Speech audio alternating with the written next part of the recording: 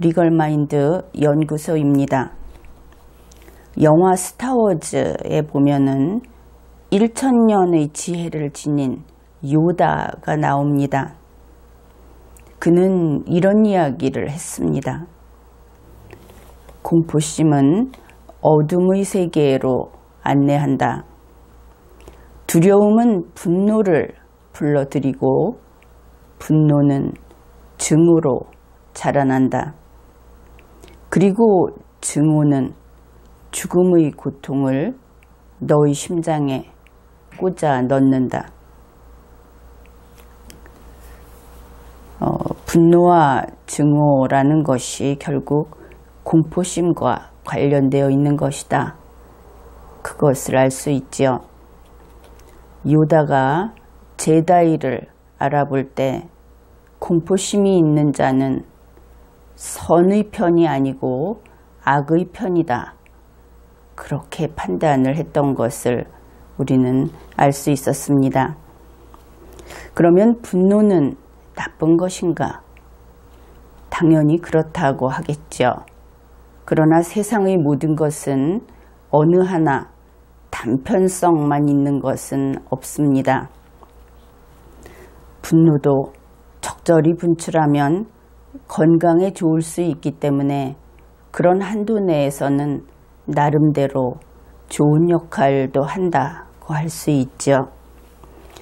이것을 건강한 분노라고 좀 무리해서 이런 이름을 붙여준다고 하더라도 유의할 것이 이러한 분노는 결코 증오에 이르러서는 안 된다 하는 것을 기억해야 하겠습니다. 우리가 어떤 광경을 한번 상상해 봅시다. 광화문에서 서울역까지의 그 대로, 그 통로를 한번 그곳에서 집회를 하고 있는 사람들이 있다 하고 생각을 해 봅시다. 두 팀이 집회를 하는데 한 팀은 녹색 팀이고 다른 한 팀은 보라색 팀이다. 그런데 이들 양측은 서로 충돌하는, 서로 정반대의 구호를 외치면서 집회를 개최하고 있는 겁니다. 이럴 때 그 광경을 들여다보면 어떻겠습니까? 양 팀의 참가자들은 마치 소싸움장에 들어선 싸움소들처럼 그렇게 씩씩거리면서 상대방에게 분노의 콧김을 내뿜고 있겠지요. 그런데 이러한 집회 조직, 우리가 흔히 보는 시위대, 집회의 여러 형태의 집회, 이런 것을 동영상으로도 보았을 것이고 뉴스를 통해서 보았을 겁니다. 그런데 그것도 조직이지요. 인간의 조직입니다. 그 집회 신고를 한 그 기간 동안 활동하고 존재하는 그런 조직인데 당연히 조직에는 위계질서가 있기 마련입니다. 그 위계질서에 대해서 이야기를 해봅시다. 가령 녹색팀을 가지고 이야기를 한다고 했을 때 그 집회 현장에 나온 것은 녹색팀 자체는 아닙니다. 이름은 그렇게 붙어 있지만 실제 녹색팀이라고 하는 것은 다른 어떤 사회적으로 등록되어 있는 혹은 신고되어 있는 이러한 팀이 되겠죠. 당연히 그 녹색팀에는 녹색팀장이 있습니다.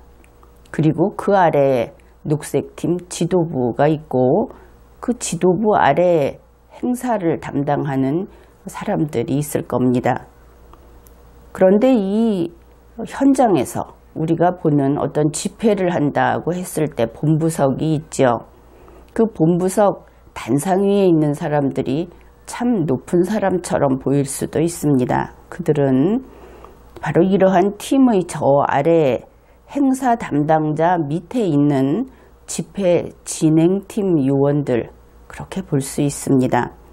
그 진행팀의 우두머리가 또 있겠죠. 그는 물론 행동대원 가운데 중견급 행동대원이 그것을 맡을 것이고, 이 집회 진행팀, 그 본부성 밑에서 활동을 하는 사람들은 집회 행동대원이 될 겁니다. 이렇게 아주 개통을 밟아가면서 조직이 되어 있는 것이 역시 집회라는 조직도 그렇다 하는 것이죠.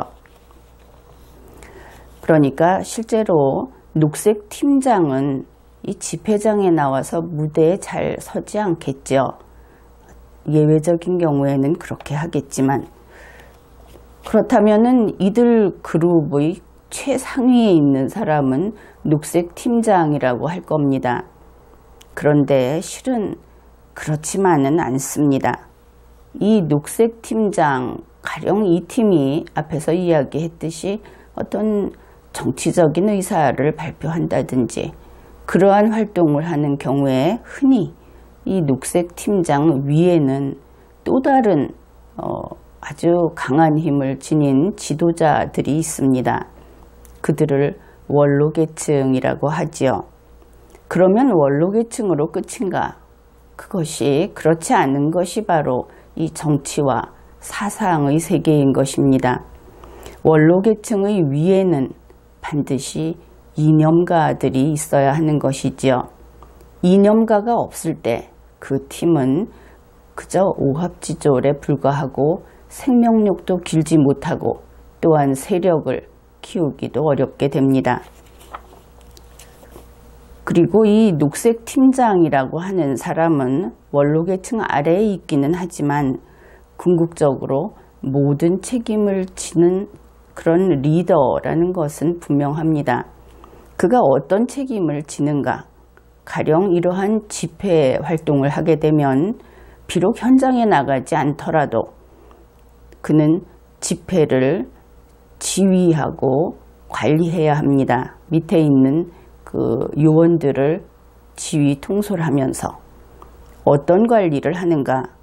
집회 참가자들의 욕구를 충족시키면서 분노를 적절히 분출하도록 그렇게 관리를 하는 것이지요.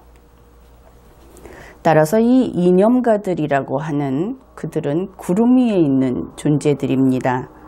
그러니 그들은 분노와는 관계가 없죠. 그런데 어디까지 분노가 연결이 되는가?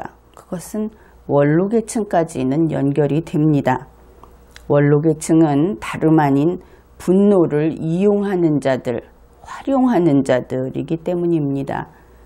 그들은 전쟁을 지휘하는 장군 같은 자들이죠. 그러나 그들의 겉모습은 온화하게 나타납니다. 이렇게 해서 집회라는 것, 그것이 정치적인 활동일 때 정치적인 그룹의 그 위계질서, 그 구도, 여기에 대해서 알아보았습니다.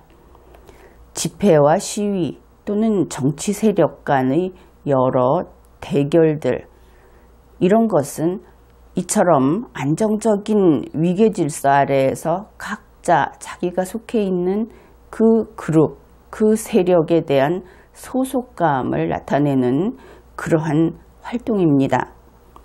또한 자기 팀에 대한 소속감만으로 되는 것이 아니라 타인을 존중한다는 기본을 지키고 그리고 남을 해치지 않는다 하는 그 안전을 약속하는 그러한 활동인 것이죠. 그래서 우리 민속놀이 가운데 곶싸움과 흡사한 것입니다.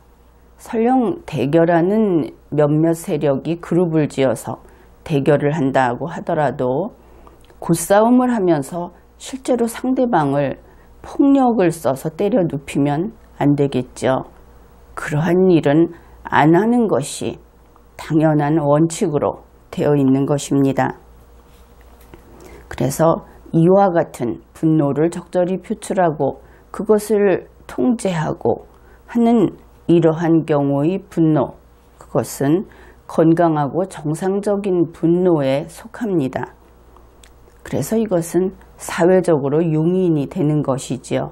그런데 이 경우에도 선을 넘어설 때가 있지요. 그런 경우에는 거기에 대해서 사과를 하고 책임을 지고 또 거기에 대해서 통제를 가할 필요가 있는 것입니다. 이번 회에는 건강한 분노에 대해서 생각해 보았습니다.